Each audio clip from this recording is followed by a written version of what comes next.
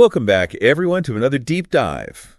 And today we're going way back in time to 1904 to explore Out from the Heart by James Allen. Ooh. Now, 1904. I know, right? It's like over a century ago.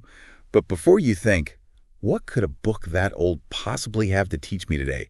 Let me just say, this book is packed with timeless wisdom about self-mastery and the power of thought. And that quote by Confucius, self-improvement is the fundamental basis of all progress and of all moral development, really sets the stage for what we're about to unpack.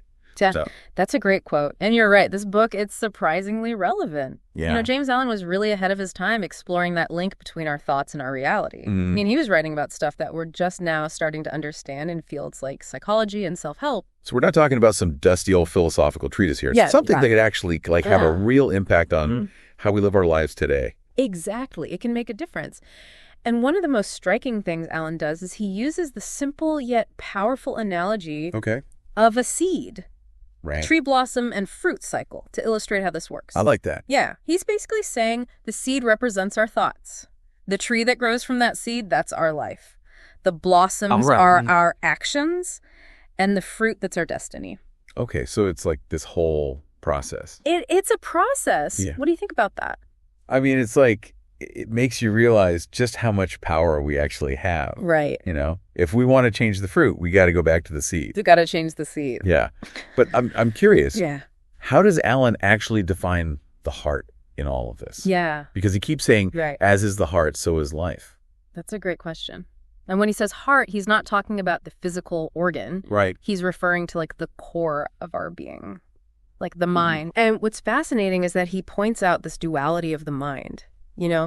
On one hand, it can create these illusions and lead us down the wrong path. Right. But it also has this incredible capacity to perceive reality as it truly is. So there's this constant tension between the illusions our minds create and the reality we need to see clearly. Absolutely. It's a constant battle. So how do we even begin to navigate that? Well, Allen argues that we have the power to govern our minds and mold them according to our ideals. Think of it like training a muscle. Okay. At first, it might be really difficult to control your thoughts, but with practice and discipline, you can become the master of your mind rather than its slave. I am starting to see why this book has stood the test of time. Right. These ideas. Yeah. I mean, they feel so relevant to our world today. We're constantly bombarded with distractions and information overload. That's true. Which can make it even harder to control our thoughts. Exactly. And that's where Allen's insights become even more valuable. He gives us this framework for understanding the power of our minds and practical guidance on how to harness that power for positive change. Now, he makes this fascinating point about how it's actually easier to do evil than good initially. Yes. But he attributes this to our pre-existing habits, not some inherent flaw in human nature. What did you make of that? I think that's a really important point because it challenges that idea that we're somehow destined to be bad or make mistakes. It's not about some inherent weakness, but simply the habits we've developed over time. Think of it like learning a skill. Yeah. At first, it's awkward and difficult to do it right, but with consistent practice, it becomes second nature. It's like riding a bike. Exactly. The first time you try, you're wobbly and unsure. Yeah. But once you get the hang of it, you got it. It becomes effortless. Yeah. So Allen is saying that virtue is like any other skill, something we can cultivate through practice. Exactly. And just like with any skill, there will be challenges along the way. We might fall back into old habits, we might make mistakes, but the key is to not get discouraged. The more we practice aligning our thoughts and actions with our higher ideals, the easier it becomes. So how do we actually put this into practice? Where do we even begin? Yeah. Because he lays out these first 10 steps. He does. For a higher life, right? Yeah, and I think they're a great place to start. These steps are all about training the mind for deeper virtue through these seemingly simple acts. He groups them into 3 categories: discipline of body, speech, and tendencies. It's fascinating how he approaches this idea of self-improvement in a very holistic way, addressing not just our thoughts, but also our words and actions. So it's not just about thinking good thoughts. It's about embodying those thoughts in everything we do. Absolutely. He argues that true knowledge of virtue and truth comes from action, not just theory. Okay. It's in the doing that we truly understand and integrate these principles into our lives. He even compares it to learning a trade. You can read all the books in the world about carpentry, but until you actually pick up a hammer and saw and start building something, your knowledge is incomplete. That's such a practical approach. Yeah. And it makes me think about how often we get stuck in analysis paralysis, overthinking things instead of just taking action. He definitely emphasizes the importance of taking action. And when it comes to the first 10 steps, he starts with the discipline of the body, which might seem a bit surprising. Okay. Why would physical discipline be the starting point for this inner transformation? What are your initial thoughts on that? Yeah, it is surprising at first. Mm-hmm. You'd think it would be all about, controlling our thoughts. Right. But when you think about it, our physical habits can have a huge impact on our mental state. Absolutely.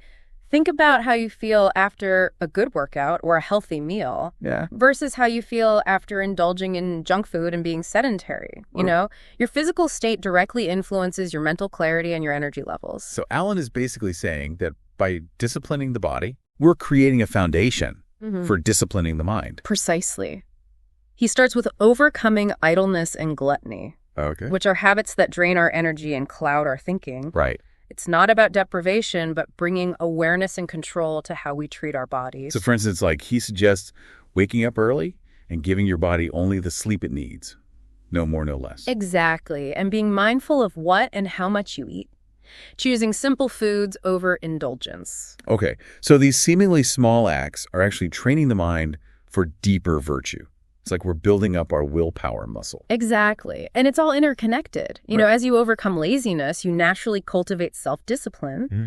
That strength then carries over into other areas, like how you speak. Right. He then moves on to the discipline of speech. Okay. Identifying vices to overcome, like slander, gossip, abusive language, frivolity, and criticism. It's about bringing mindfulness and kindness to our communication. This is making me realize how much I take my words for granted. It's so easy to get caught up in negativity or thoughtlessly say things that can hurt others. Yeah, it's a reminder that our words have power. They can either build up or tear down both ourselves and others. And then he goes even deeper with the discipline of tendencies. Yes. Focusing on virtues, like selfless fulfillment of duty, unwavering righteousness or moral integrity, and unlimited forgiveness. This is where things start to get really challenging. It certainly takes conscious effort. These aren't just habits to break. They're about aligning our actions with our highest principles, even when it's difficult. It makes me wonder, how do we even begin to cultivate such profound virtues? It seems almost superhuman. I think Alan would say it starts with awareness. Recognizing those moments when we're tempted to act out of selfishness or anger. It's about pausing, reflecting on our motives, and choosing a more virtuous path. It reminds me of something he says about mental states and their effects. He provides these lists of negative and positive mental states and what they lead to in our lives. It's like a roadmap for understanding how our thoughts directly impact our reality. He's so insightful in that regard. For instance, he links hatred to suffering, lust to confusion, greed to unhappiness. Wow. On the flip side, he connects love to bliss, purity to joy, self-control to peace of mind. Okay. It's a powerful reminder that our thoughts have very real consequences. I remember feeling a bit overwhelmed when I first encountered those lists. It's almost like he's holding up a mirror, forcing us to confront the darker aspects of our minds. I can see how it could feel that way, but I think the point isn't to shame ourselves for having negative thoughts. Right. It's about recognizing that those thoughts exist, understanding where they come from, and then consciously choosing to cultivate the positive. So it's not about denying the negative, but rather transforming it into something positive. Exactly. He emphasizes that all sin is ignorance, a condition of darkness and underdevelopment. Okay. The evil thinker and the evil doer are like the ignorant student who hasn't yet learned to think and act correctly. It's like we're all works in progress, constantly evolving and learning. That's actually quite encouraging. It means we have the potential to change and grow. It does. He assures us that there is salvation for man only in the destruction of his own ignorance, error, and self-deception. So it's not about seeking some external savior or solution? No. The power to transform lies within ourselves. Right. He emphasizes that where there are wrong conditions of mind, there is bondage and unrest. Where there are right conditions of mind, there is freedom and peace. That's so profound. It's like he's saying we hold the key to our own liberation, but we have to be willing to do the work. Exactly. And he really drives this point home in the final chapter. It's like a powerful call to action for those seeking a higher life. He says, "Take now in your hands the path of discipline. Enter the gate of discipline and know the better life." Okay, so we have the seed analogy, the emphasis on action, and now this call to discipline.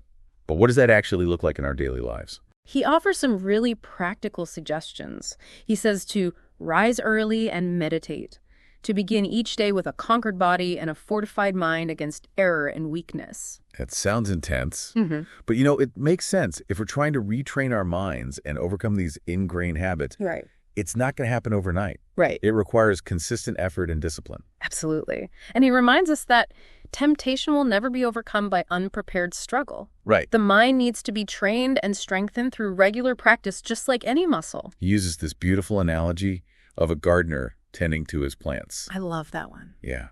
Just as a gardener delights in the blossoming of their plants, so too does the disciplined individual delight in witnessing the growth of virtue within their heart.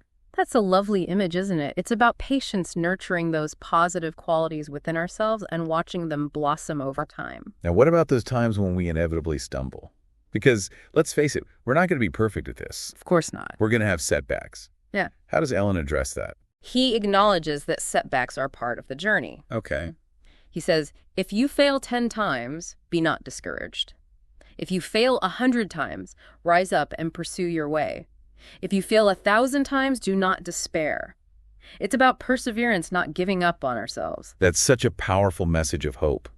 It's a reminder that growth isn't always linear and that failure is simply a stepping stone on the path to success. He reassures us that when the path is entered, success is sure if the path is not utterly abandoned. So it's about committing to the journey even when it gets tough. Allen really emphasizes the importance of effort. He says, first strife and then victory, first labor and then rest. First weakness and then strength.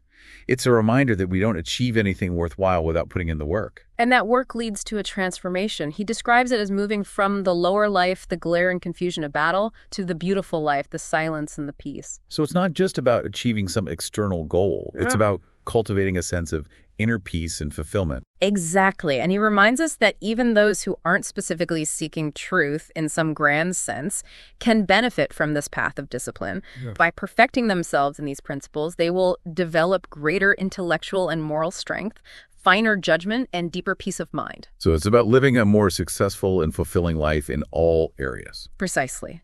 He believes that the person best equipped for success is the one who has mastered themselves, who has abandoned the petty weaknesses and everyday vices, and who pursues the path of unwavering integrity and pure virtue. That's a powerful message. It's like he's saying that true success starts from within. He concludes with a quote from Longfellow, "We have not wings, we cannot soar, but we have feet to scale and climb." Such a beautiful sentiment. It's about recognizing that we have the power to overcome our limitations and achieve great things, but it takes effort, perseverance, and a willingness to embrace the journey. This has been such an insightful dive into Out from the Heart. What stood out most to you? His unwavering belief in the power of the human mind is truly inspiring. He doesn't sugarcoat the challenges, but also never loses sight of our potential for growth and transformation. What about you? Oh, for me, it was that seed analogy. No, yeah. It's such a simple concept, but it really drives home the point that our thoughts create our reality. It's powerful. Makes you think twice about what you're planting in your mind. It does. It really does. And, it's not about becoming some kind of Pollyanna who pretends that negative thoughts don't exist. Right. It's about recognizing those emotions, understanding where they come from, and choosing how we respond to them. That's where Allen's emphasis on self-mastery comes in. Yeah, he's basically saying we're not just reacting to life, we're creating it. You are. Through our choices. Absolutely. And it's never too late to start making different choices. One thing that really resonated with me was his reminder that even small, consistent efforts can lead to significant transformation over time. Yeah. It's encouraging. That's a good point. Because it means we don't have to make these radical changes all at once. We can start with small steps. Right. Like being more mindful of our thoughts or choosing to speak kindly to others. Yeah, that's a great point. Mm-hmm. It's easy to feel overwhelmed by the idea of, completely overhauling our lives. Yeah. But Allen's approach is much more practical and attainable. What small shift in your thinking could you make today to move towards a more fulfilling life? Ooh. I think that's a question we can all ask ourselves. That is a powerful question. And I think the answer is going to be different for everyone. Yeah. Maybe it's choosing to focus on gratitude instead of dwelling on what you lack. Or maybe it's replacing self-criticism with self-compassion. The key is to find what resonates with you and start taking action. Well, this has been a truly insightful deep dive into James Allen's Out from the Heart. Thank you so much for helping us unpack these timeless ideas. It's been a pleasure. Allen's work is a gift that keeps on giving. The more you delve into it, the more you discover. And to our listeners, we highly encourage you to explore Out from the Heart for yourself. Yes. It's a book that can truly change your perspective and empower you to create a more fulfilling life. Thanks for joining us on this deep dive. Until next time, keep exploring, keep learning, and keep growing.